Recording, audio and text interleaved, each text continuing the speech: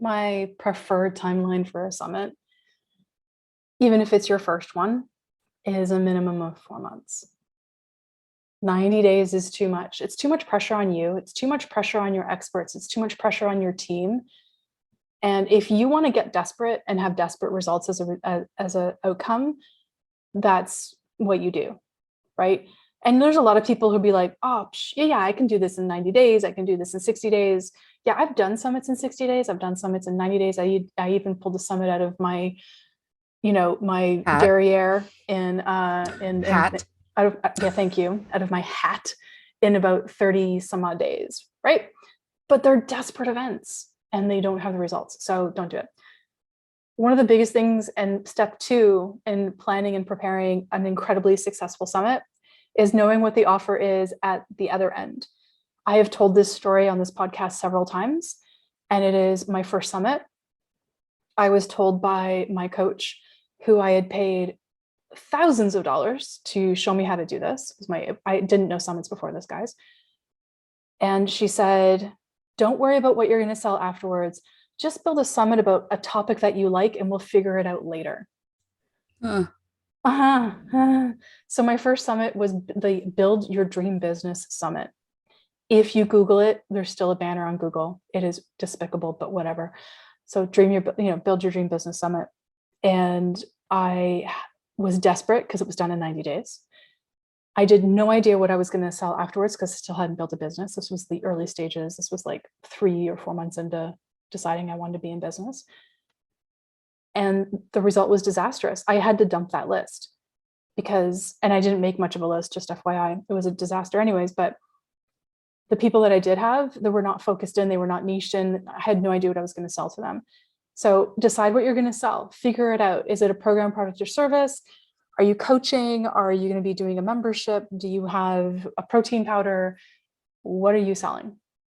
And then build the summit so that it feels like a natural extension, that the summit is the prequel or the pre thing to whatever you're selling. And then people will go, oh, this makes sense. Because if you create whiplash, where your summit is about one thing and your product is about a completely different thing, you will not have any buyers. I remember a summit copy client from a long time ago, and she was following that figure it out later model. And she was, I think she was a travel agent, booking coach, or something like that, and wanted to have a summit about relationships or something like that.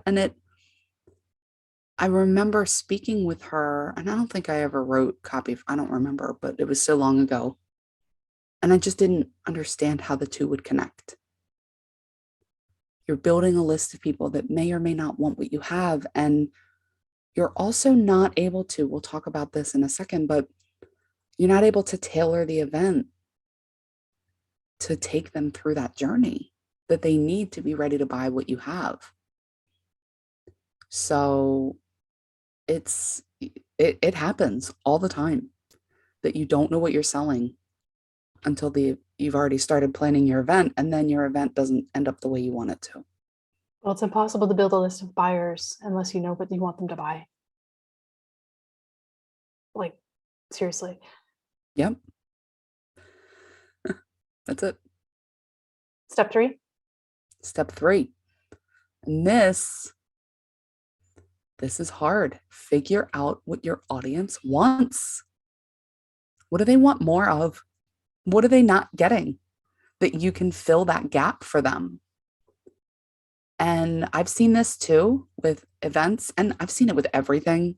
All right. So this is actually kind of a global tip. Figure out what they want before you start building something.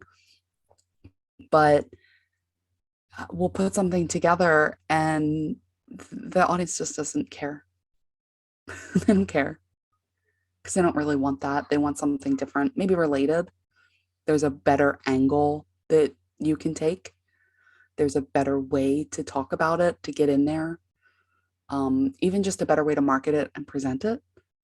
Figure out what they want so that you can fill that need for them. If you're going to do let's, because I'm on relationships, let's say you are a relationship coach and you want to do a summit about relationships. Does your audience want,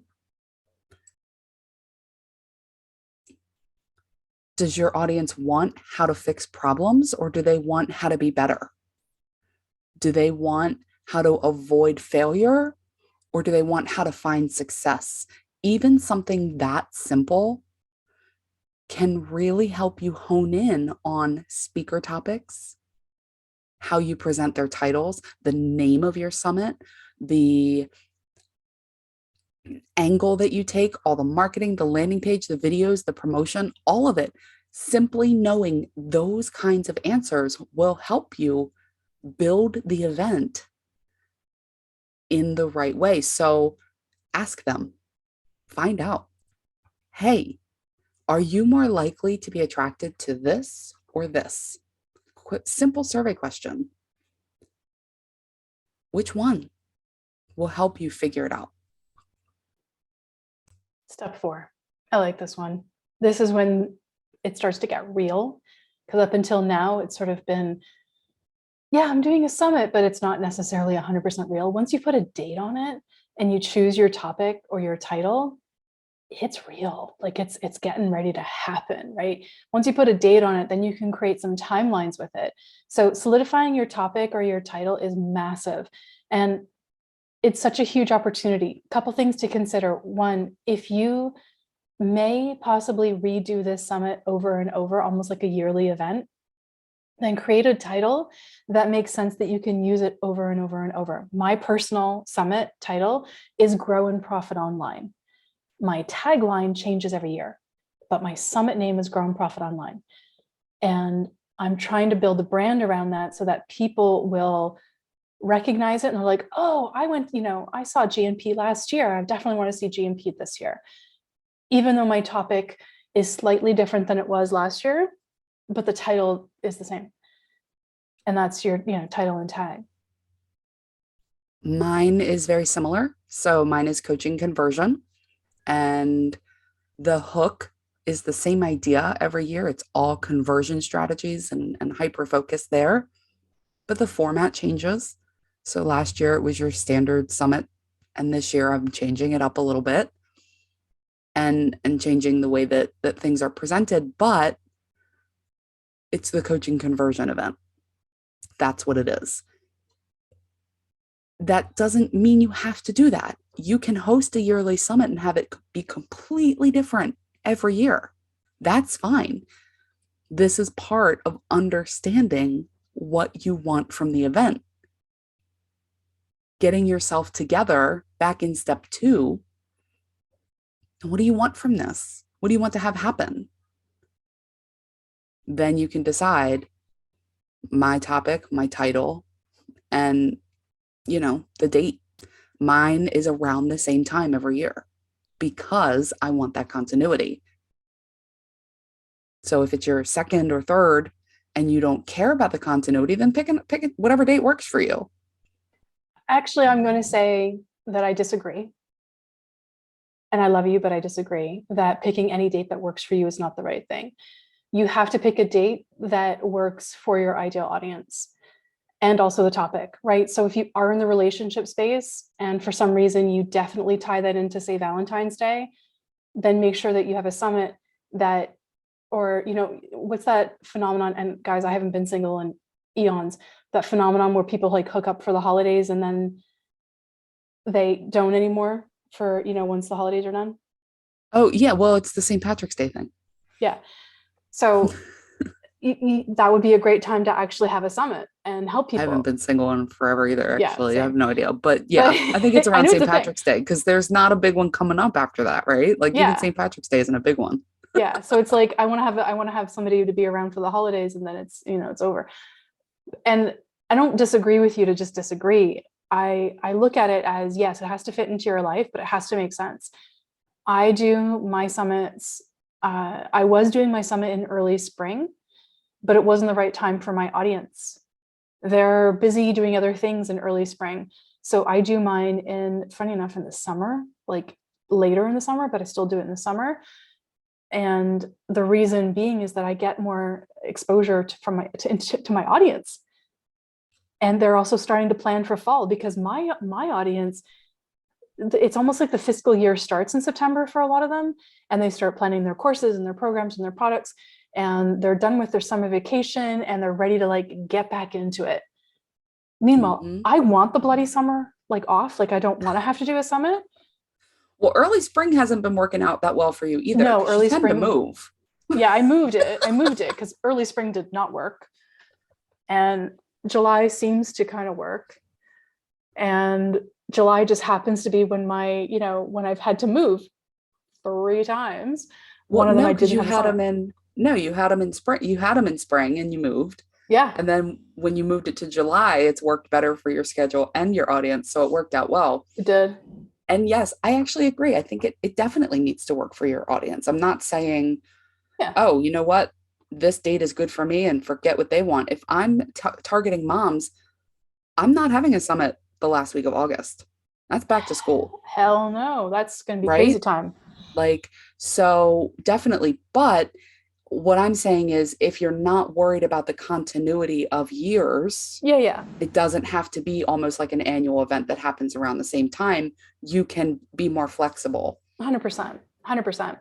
And then lastly, before we move on, Allison, I want to talk about picking, like, I really want to talk about picking the date. And I want to make sure that you have enough time. This goes back to your schedule. So pick a date, and picking the date also depends on the day of the week. I want you to think about this. If your ideal client, if your ideal leads are 9 to 5 C-suite people, or they're in business and they work in a corporate office, having your summit run from a Tuesday until a Thursday may not be the ideal action. You may look at having to do this on a Friday, Saturday, Sunday, where they can catch the sessions in their downtime, right? And be able to do it that way. Unless, and we did this, Allison and I did a summit like this for a client, unless your summit can actually be considered a formalized training that corporations would send their employees to. And then that works during the week, right? So Allison and I, most of our clients are entrepreneurs, and they target other entrepreneurs or busy moms and things like that. So the day of the week doesn't matter, but I do recommend not starting a summit necessarily on a Monday. A lot of people do. I actually like Tuesdays.